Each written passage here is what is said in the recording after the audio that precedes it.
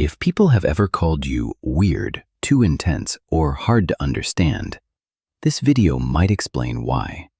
Because some of the habits you've been trying to hide are the exact same traits psychologists associate with high intelligence. And the worst part? You were probably taught to suppress them. From the moment we enter school, society hands us a script. Sit still, don't talk to yourself, don't think too much, blend in. And for God's sake, stop being so odd. But here's the truth no one tells you. That script was written for the average. And if you're watching Unforced, chances are, average has always felt like a cage you were never meant to fit in. Maybe your mind runs on a different frequency. Maybe you obsess over things no one else seems to care about. Maybe you feel like an outsider, even in rooms full of people. What if none of that is a flaw? What if it's evidence? Today, we're breaking down 6 weird habits that are actually markers of high intelligence, and why forcing yourself to be normal is the fastest way to kill your edge.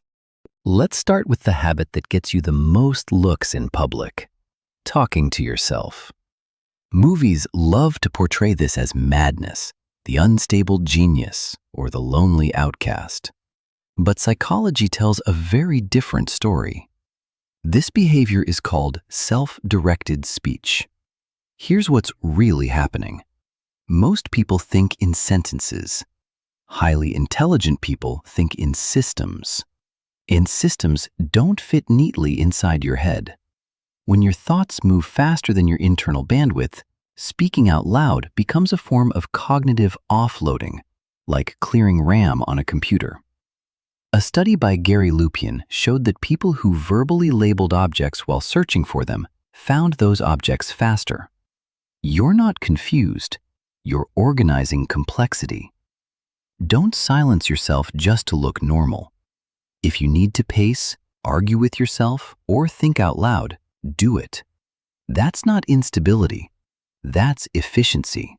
Have you ever been at a social gathering where everyone's talking about trends, drama, or small talk, and you're wondering about systems, patterns, or why the world works the way it does? That disconnect isn't arrogance, it's pattern recognition. While others focus on surface-level signals, your brain naturally scans for structure. This is perfectly captured by Plato's allegory of the cave. Most people live watching shadows on the wall, believing that's all there is. But when one person steps outside and sees the sun, they can't unsee it.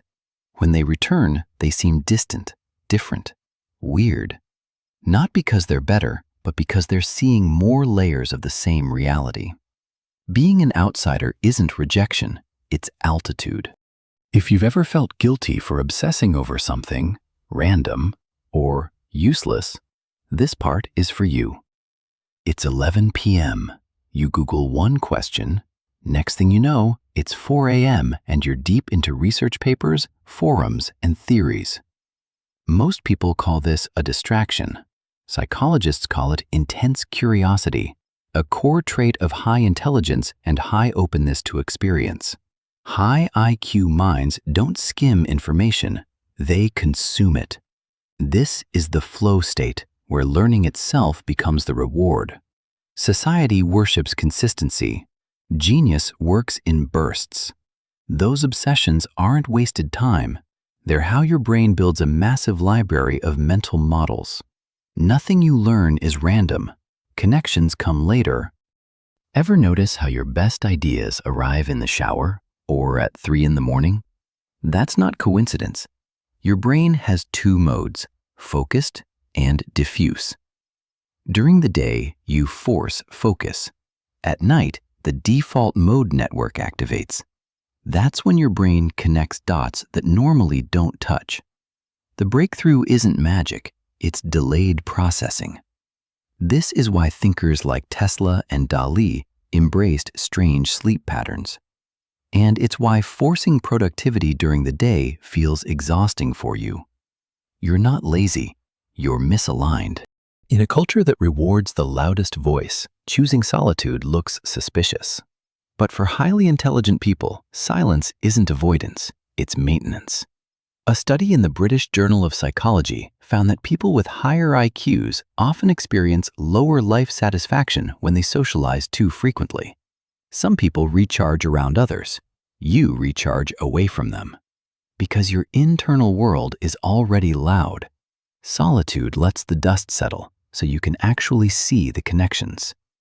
If socializing drains you, you're not broken. You're processing deeply. Honor the silence. That's where your best work is born. The final sign is the most uncomfortable one. You ask questions that stop conversations. Not how do we do this, but why are we doing this at all? You're not being difficult. You're thinking from first principles. Every major breakthrough in history started with a question that made people uncomfortable. Einstein said he had no special talent, only a passionate curiosity. You're not rejecting reality. You're refusing to accept it at face value. If even one of these habits felt personal, you're not alone. Self-development isn't about forcing yourself to become acceptable. It's about removing the pressure that hides who you really are. Your weirdness isn't a liability. It's evidence of untapped potential. This channel isn't for everyone. It's for people who think deeply, feel intensely, and refuse to live a forced life. So tell me, which of these habits do you recognize in yourself? I read every comment. If this video made you feel a little less strange and a little more understood, like, subscribe, and welcome to Unforced. I'll see you next time.